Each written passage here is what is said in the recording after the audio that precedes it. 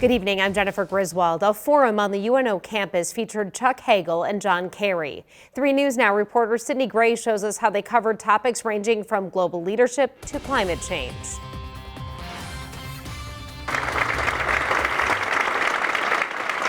Two former U.S. cabinet members took center stage at UNO Wednesday night. Now, my assignment tonight is to introduce Secretary John Kerry. Former Defense Secretary and longtime Nebraska U.S. Senator Chuck Hagel brought former Secretary of State John Kerry to Omaha for his Global Leadership Forum. I think Chuck gave a fabulous big picture assessment, which you ought to follow in terms of the courage and knowing yourself. The sold-out forum was filled with community members and students eager to hear both men speak. I love the fact that students get exposure to those individuals, like last year Joe Biden, now John Kerry. Having Chuck Hagel bring folks like John Kerry is really important, because it shows, we see the political climate on the news all the time, but it's really interesting to see two folks that were ideologically very different just sit down together and have a really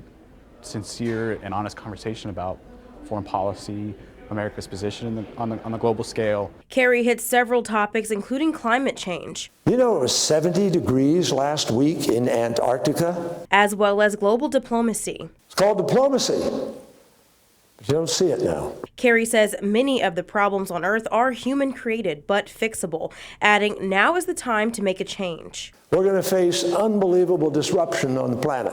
He also urged young people to vote as the 2020 election approaches. You know what it was in 2016? With all of these big issues on the table? 55.6%. That is all the eligible voters of America who wanted to come out and vote. Before the night ended, they took questions from the audience. Senator Hagel, if Iran really wanted a nuclear weapon, does the United States stand any realistic chance of preventing it? In Omaha, Sydney Gray, 3 News Now.